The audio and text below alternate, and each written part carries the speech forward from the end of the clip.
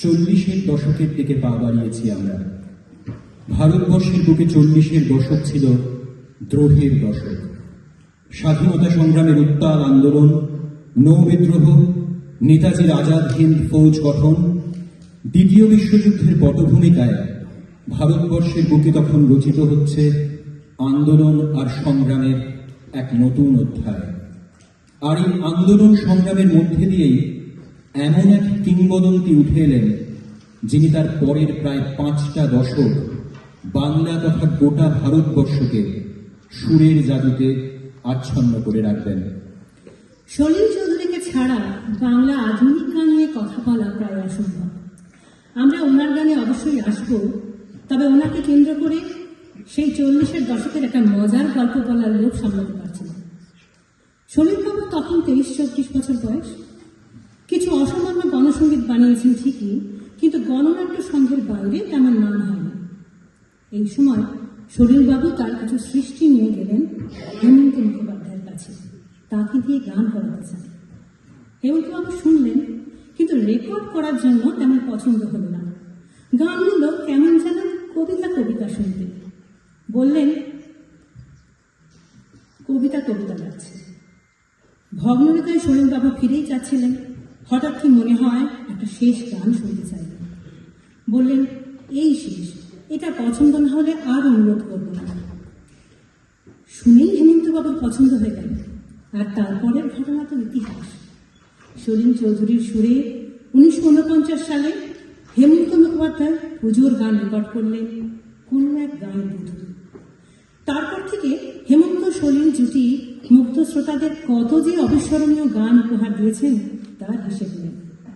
তবে 40-এর দশকের গান বলতে আমরা ফিরে আসব সেই কমল দাশগুপ্তের কাছে। এর আগে যার কথা বলেছি, যুথিকা রায়ের গানের সুরকার হিসাবে। কমলবাবু ছোটবেলা থেকেই সাংগীতিক পরিবেশে বড় হন। বাবা তারাপ্রসন্ন দাশগুপ্ত ছিলেন ধ্রুপদ সঙ্গীত বিশারদ। কাকা কিরণ দাশগুপ্তের তবলাবাদক হিসাবে নাম ছিল। বড় দাদা বিমল দাশগুপ্ত এবং ছোট ভাই সুবল দাশগুপ্ত, এই দুজনেও ছিলেন বিখ্যাত সঙ্গীত শিল্পী। সেই সময় 1943 সালে বেনারস হিন্দু ইউনিভার্সিটি থেকে তিনি মিউজিক বিষয়ে ডক্টরেট উপাধি লাভ করেন। কাজী নজরুল ইসলাম কমলবাবুকে খুব স্নেহ করতেন।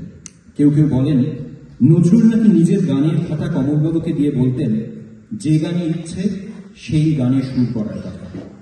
কাজী নজরুল নিজে ছাড়া যিনি সব থেকে বেশি নজরুল গীতিতে সুর দিয়েছেন, তিনি কমল দাশগুপ্ত। 1944 সালে প্রণব রায়ের কথায় নিজের সুরে কমল দাশগুপ্তের এই গানটি এতই জনপ্রিয় হয়েছিল যে 1984 সালে মান্না দে এই গানটির রিমেক করেন। সেই কতদিন দেখিনি তোমায় গানটি আজ আমাদের গেয়ে শোনাচ্ছে রাজদীপ, সাথে নৃত্যে থাকছে তানিয়া।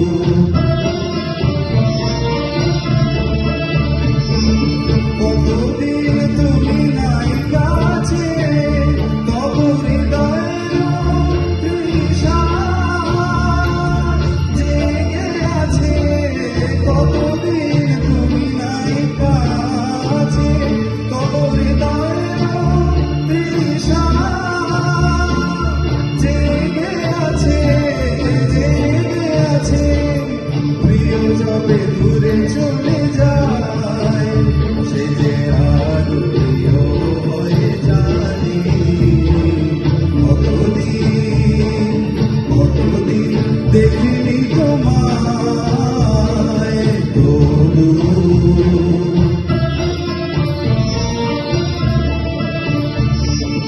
হয়তো তোমার দেশে আজ এসেছে মাধবী রাতি, তুমি জোছনায় জাগিছ নিশি,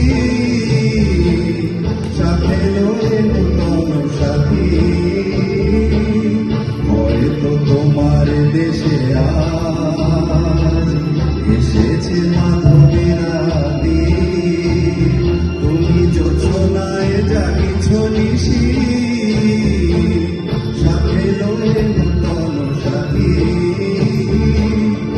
থামোর দীপনে ভাড়াতে নীন্দ নাহি দুটি আঁখি পাতে, থামোর দীপনে ভাড়াতে নীন্দ নাহি দুটি আঁখি পাতে।